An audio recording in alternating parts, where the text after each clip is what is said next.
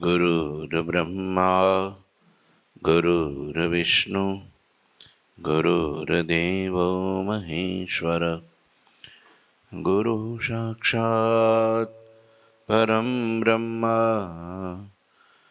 तस्मै श्री गुरुवे नमः।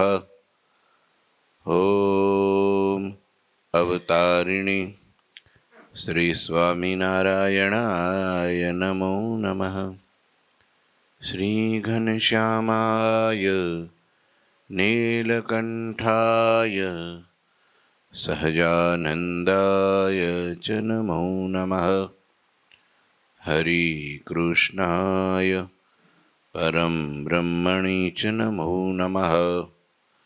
श्री सद्गुरु चरणकमलेभ्यो नमो नमः। बोलो श्री स्वामीनारायण भगवाननी जय। श्री ठाकुर जी महाराजनी जय। श्री हरिकृष्ण महाराजनी जय। श्री घनश्याम महाराजनी जय। श्री सद्गुरुदेवनी जय। श्री 500 परमहंसनी जय। जय श्री स्वामीनारायण। श्री पुरुषोत्तम चरित्र अध्याय 42मो कड़ी 47મી। सुंदर मजानी चौपाई एनाथी पत्र नीलकंठ वर्णीए पूर्ण कर्यो छे। एमां छेल्ले आपणे सांभळ्युं, थोड़ो बेज ओछो करजो भगत ने कही। नीलकंठ ऐसी लिखी पत्री प्रेम सहित, जन को गुरु मर्याद की शिखावत को रीत। लोकोने गुरुनी मर्यादा केवी राखवी जोईए तेनी रीत शीखवाड़वा नीलकंठ वर्णीय आवी रीते प्रेम सहित रामानंद स्वामी ने पत्र लख्यो छे। खरेखर तो नीलकंठ वर्णी जीव ईश्वर ने माया आदि सर्वना नियंता हरि पोते ज हता, छतां पण तेओ मनुष्य रूपे होवाथी आ रीते मनुष्य चरित्र करता हता। सबके पति सबके गुरु, जाको प्रौढ़ प्रताप, सो पुनि रामानंद में राखत है गुरु भाव, राखत है गुरु भाव। जेमनो प्रौढ़ प्रभाव छे एवा प्रगट प्रभु श्री नीलकंठ वर्णीजी सर्वना स्वामी सर्वना गुरु होवा छतांय रामानंद स्वामी में गुरुनो भाव राखता था। जीव प्राणी मात्र ने संदेशा माटे के क्यारेय पण कोई मुमुक्षु मोक्षने मार्गे निकळेलो आध्यात्मिक मार्गे चालनारो कोई पण मुमुक्षु गुरु विना नो रहे। એટલા માટે ભગવાને પ્રથમ ગુરુ કર્યા। આજથી 21 લાખ વર્ષ પહેલા શ્રી રામચંદ્રજી ભગવાનનું ધરતી ઉપર પ્રાગટ્ય થયું તો પણ એમણે પોતે વશિષ્ઠ મહારાજને પોતાના ગુરુ કર્યા। આજથી 5,500 વર્ષ પહેલા શ્રી કૃષ્ણ પરમાત્મા ધરતી ઉપર અવતરિત થયા ત્યારે તેમણે પણ गुरु सांदीपनी महाराज ने गुरु कर्या। मोटा मोटा जेटला थई गया देश में देशभक्त होय के पछी भगवत भक्त होय के पछी गुरु भक्त होय एने माथे गुरुनु छत्र होय ने। गुरु विना आ लोक में पण माणस पेट भरवानी विद्या पण नथी शीखी शकतो तो बीजू क्यांथी शीखी शके। आ तो आत्मानु कल्याण करवानुं लख 84 मांथी एटले बहु सरस मजानुं कीर्तन मुक्तानंद स्वामी लख्युं छे। भाग्य बड़े सद्गुरु में पायो, मन की दुविधा दूर न साई, मन की दुविधा। द्विविधा એટલે શું? સંશય, તર્ક, કુતર્ક, જે રહેલી ભ્રમણા, ભાગ્ય બડે સદગુરુ મેં પાયો, મન કી દુબિધા દૂર નશાઈ. મારા મનમાં જે હતું કે છે ને, કબીરજી મહારાજનો દોહો છે ને, ગુરુ ગોવિંદ દોનો ખડે કિસકો લાગુ પાए, બલહારી ગુરુ આપકી ગોવિંદ દિયો બતાए. બંને ઊભા હતા, ભગવાન ને ગુરુ, કોને પ્રથમ પગે લાગુ? ગુરુ મહારાજે ઈશારો કર્યો, આ પરમાત્મા છે, આ ભગવાન છે. ત્યારે બલિહારી ગુરુ આપકી, વાહ, નહીતર મને તો ખબર જ નહોતી કે આમાં કોણ ભગવાન છે. લ્યો, માણસ ભગવાન પોતે સ્વયં ચતુર્ભુજ રૂપે આવે ને તેજની મધ્યમાં દર્શન દે, તોય પણ માણસ એને કાં ભૂત પ્રેત માનીને કે કઈ ચમત્કાર માનીને કે કંઈક બીજું ત્રીજું માનીને ભગવાન પાસે ન જાય. લ્યો, બારને ટકોરા મારીને વહી જાય તોય પણ ભગવાનને ઓળખી શકે. કહેવાય છે કે મા વિના બાળકને પોતાના બાપની ઓળખાણ કોઈ ન કરાવી શકે, એમ ભગવાનની પણ ગુરુ વિના કોઈ ઓળખાણ ન કરાવી શકે, ભેટોય ન કરાવી શકે, પ્રાપ્તિએ ન કરાવી શકે. મહારાજે એટલા માટે વડતાલના 19મા વચનામૃતમાં કીધું ને, કેટલામું છે? 11મું વચનામૃત છે વડતાલનું. મહારાજ કે પરમાત્માના પ્રત્યક્ષ દર્શનનું કારણ પણ સત્પુરુષમાં પ્રીતિ એ જ છે. આત્મદર્શનનું કારણ પણ સત્પુરુષમાં પ્રીતિ એ જ છે. અને સત્પુરુષનો મહિમા સમજવાનું કારણ પણ સત્પુરુષમાં પ્રીતિ એ જ છે. ગુરુ વિના જ્ઞાન નહીં, ગુરુ વિના ગમ નહીં, ગુરુ વિના ગતિ નહીં, ગુરુ વિના કુછ નહીં. એટલા માટે આ આધ્યાત્મિક એક સનાતન સિદ્ધાંત એવો છે જેને ભગવાને ફોલો કર્યો અને મને તમને આદેશ આપ્યો, ઉપદેશ આપ્યો, પ્રેરણા આપી કે જીવનમાં ગુરુનું કેટલું ઊંચું સ્થાન છે. નહીતર પોતે ગુરુનામ ગુરુ છે.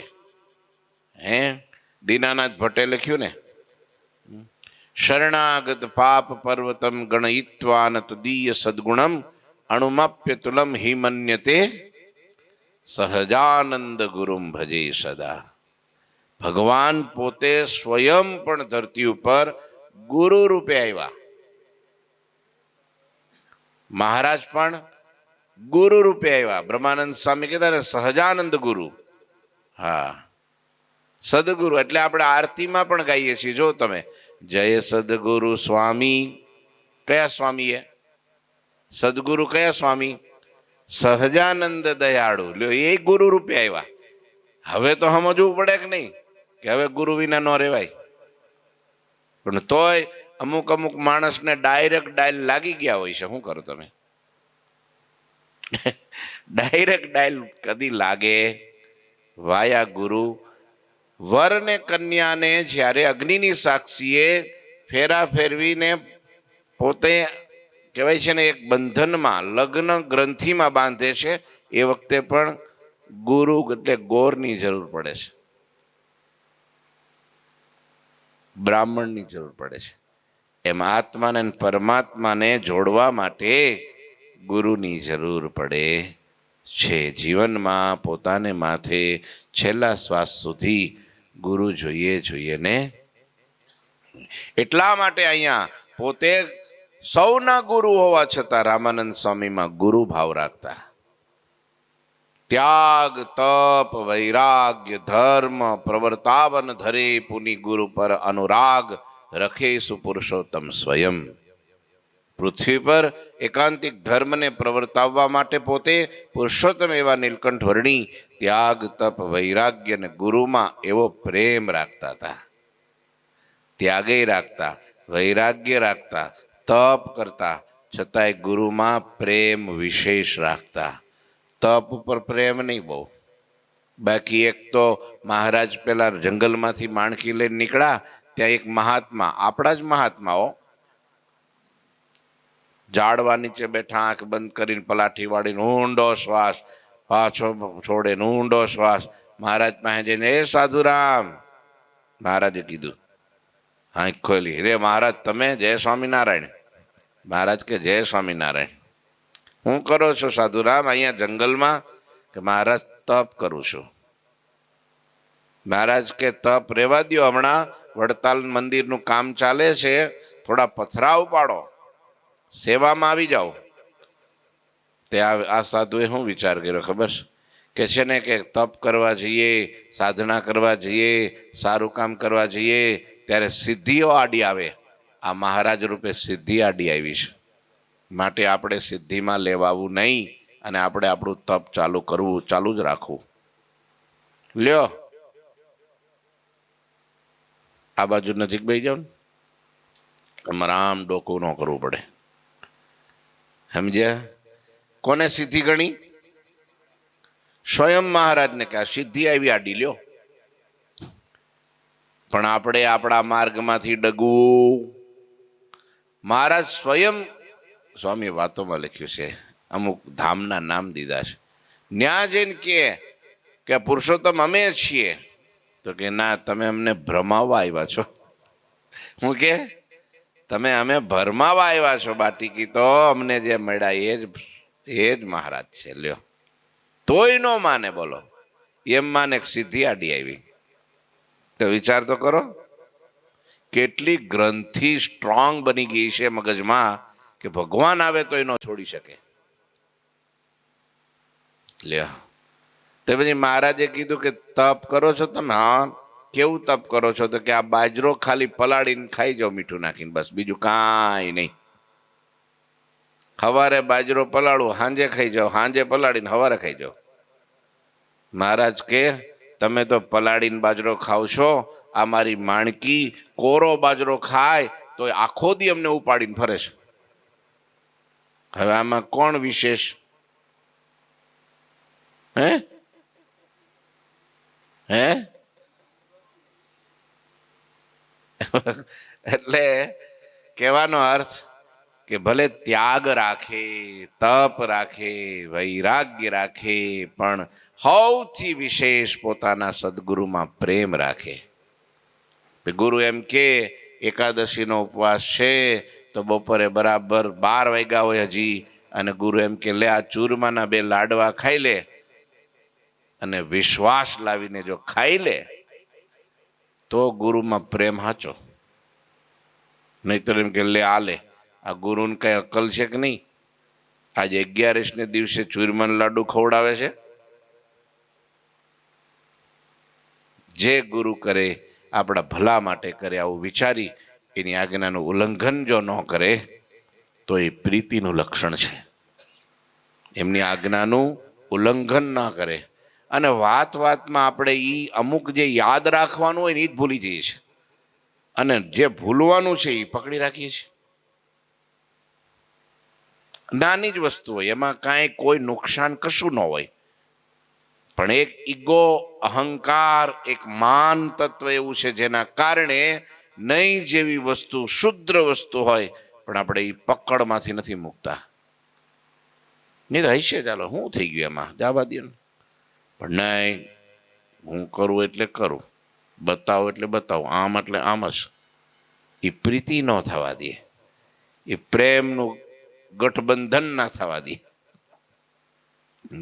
એટલે અહીંયા કે છે આટલો વૈરાગ્ય, આટલું તાપ પૃથ્વી ઉપર એકાંતિક ધર્મને પ્રવર્તાવવા માટે જ પુરુષોત્તમ નારાયણનું અવતરણ, નીલકંઠ વર્ણીનું, છતાં પોતાના જીવનમાં તપ, ત્યાગ, વૈરાગ્ય આ બધું ખૂબ હતું, અતિશય હતું. છતાંય પણ ગુરુમાં પ્રેમ પણ એનાથી વિશેષ હતો, એનાથી વિશેષ. બરની નિજ વૃતાંત સોઈ લિખ્યા સંક્ષેપ સે, મુક્તાનંદ મહંત કર્મે સો કાગદ દિયા. કેટલો વિવેક, કેટલો વિવેક પરાકાષ્ઠાનો. તમે જોવો તો ખરા, આ રીતે વર્ણીય સંક્ષેપમાં પોતાનું વૃત્તાંત લખીને મુક્તાનંદ સ્વામીના હાથમાં પત્ર આપ્યો. નહીતર તરત કે સ્વામી પત્ર કોણ લઈ જવાનું છે, કોણ જવાનું છે દેવા ગુરુને? તો કે આ ભટ્ટ. તો ભટ્ટને જ એમ મોકલો, હું મારા હાથે પત્ર આપી દઈશ. એમ ન કર્યું. હું અત્યારે કોના અંડરમાં છું, હું કોને હાથ નીચે છું, તો કે સ્વામીના હાથ નીચે. તમારે પત્ર સૌથી પહેલા સ્વામીને આપવો જોઈએ. અને નીલકંઠ વર્ણીએ પોતાનો પત્ર અને પોતાનું વૃત્તાંત લખેલું છે, છતાં એને સંકોચ ન થયો કે લો ગુરુ મહારાજ, આ પત્ર લખાઈ ગયો છે, તમે વાંચી લો, આમાં કાંઈ ઓછું અધિકું નથી થઈ ગયું ને. બાકી આપણે સિક્રેટ બહુ હોય પાછું. આપણને કાંઈ અંદર લખ્યું હોય, જય સ્વામિનારાયણ લખ્યા હોય, તો એ સિક્રેટ એવું રાખે કે આપણને સંશય થાય કે અમારું બેટું મારું કંઈક નહીં લખી નાખ્યું હોય ને. સમજ્યા તમે? આ બહુ અઘરું કામકાજ છે. નીલકંઠ વર્ણીએ સ્પષ્ટ પત્ર લખીને મુક્તાનંદ સ્વામીના હાથમાં આપી દીધો. લ્યો ગુરુ મહારાજ, આ પત્ર, તમારા પત્ર ભેળો બીડી દો અને ગુરુ મહારાજને મોકલી દો. મુક્ત મુનિ સો લિયાયો મંગે, રખ્યા સુનિજ કાગદ કે સંગે, પત્ર બીરી सिर नाम लिखाया, मया राम भट्ट को बोलाया, कहा स्वामी पे सतवर जाना, पत्र ये गुरु पे पहुँचाना,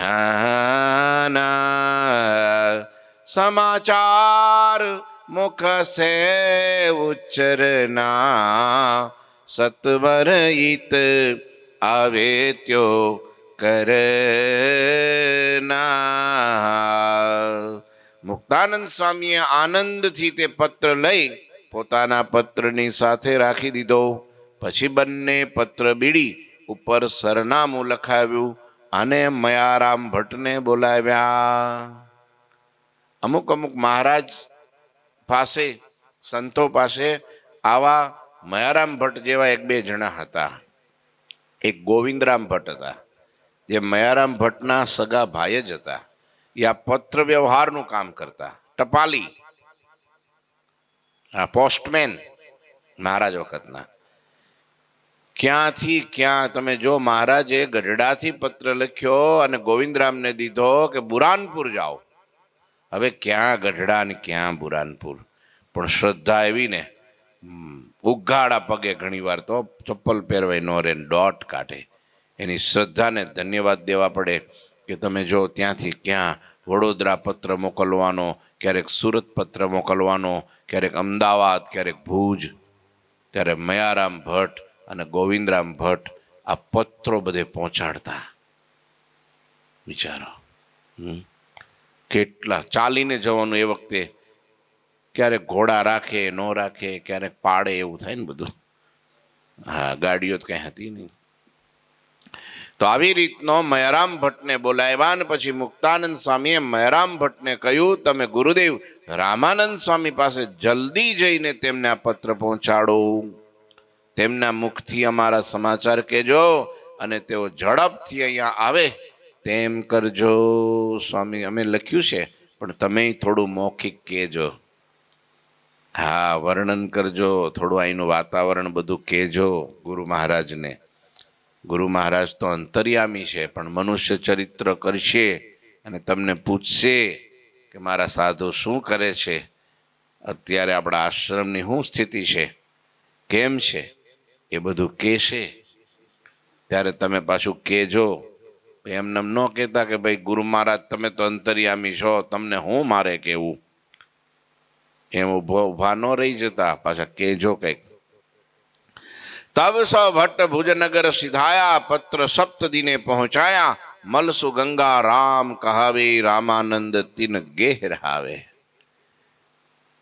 ભટ્ટ મયારામ ભુજનગર જવા માટે ત્યાં તરત નીકળ્યા અને 7મા દિવસે, ઓહો, કેટલા કિલોમીટર થાય, ઠેઠ લોજ ને આ બાજુ ભુજ. કેટલા 200-300 કિલોમીટર તો થતું હશે કે વધારે. આમ ડાયરેક્ટ આમથી આમ સીધા જાય ખાડી ઉતરીને તોય 300-400 કિલોમીટર થતું હોય. બોલો. હા, 7 દિવસમાં તો ઠેઠ ભુજ ગુરુ પાસે પોગી ગયા હાલીને.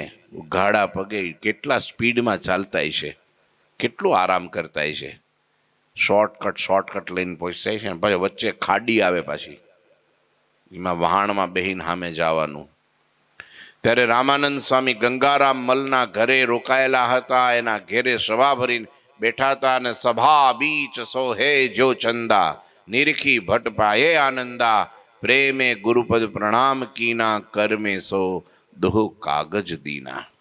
સભા મધ્યે ચંદ્રની જેમ શોભતા, આજુબાજુમાં સંતો ભક્તો અને વચ્ચે રામાનંદ સ્વામી ચંદ્રની જેમ શોભતા.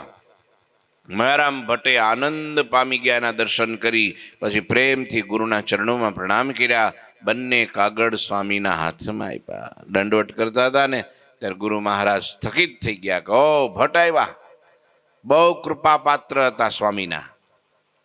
હા, બ્રહ્મચારી હતા પોતે. એમને રામાનંદ સ્વામીની અપરંપાર એમના ઉપર કૃપા હતી, રાજીપો હતો બહુ. કારણ કે સેવા એ બી કરતા, ગુરુ પ્રત્યે નિર્દોષ ભાવ રાખતા. એકવાર વિધુર થયા, પોતે પોતાના પત્ની ધામમાં ગયા. એટલે ઘરકામ રસોઈ આ તે બધું જાતે બનાવવાનું થાય. એટલે હગાવાલા એમ કે ભાઈ યુવા અવસ્થા છે, જ નાની ઉંમર છે, ફરી લગ્ન કરી લ્યો ને. આ કે ભાઈ હવે કાંઈ લગ્ન કરવા નથી. પણ બહુ પ્રેશર એટલું બધું આવ્યું ને તો કે તો પછી હું ગુરુ મહારાજની આજ્ઞા લેવા જાઉં.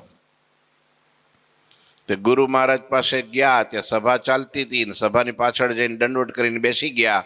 અને ત્યારે ગુરુ મહારાજ એમ બોલ્યા કે કોઈ લગ્ન કરતો હોય અને ફેરા ફરતો હોય, 3 ફેરા ફરી ગયો હોય અને 4થો ફેરો બાકી હોય, અમને પૂછે કે હવે ગુરુ મહારાજ શું કરું, તો હું એમ કહું કે 4થો હવે રહેવા દેજે.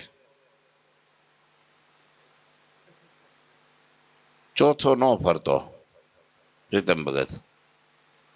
અમે ના પાડી દઈએ કે આમાં માલ નથી. છે કઈ દાદા માલ છે કઈ? હે બસ એમ ભગવાન ભજવા માલ છે. હા.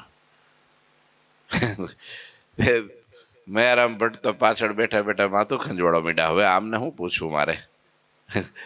એકવાર તો કરી છૂટ્યો ને ફરી વાર કરવા માટે આવ્યો. હવે કહેવાય પહેલી વારમાં જે ના પાડી દેતા હોય તો બીજી વારમાં તો ભૂકા કાઢી નાખે ને.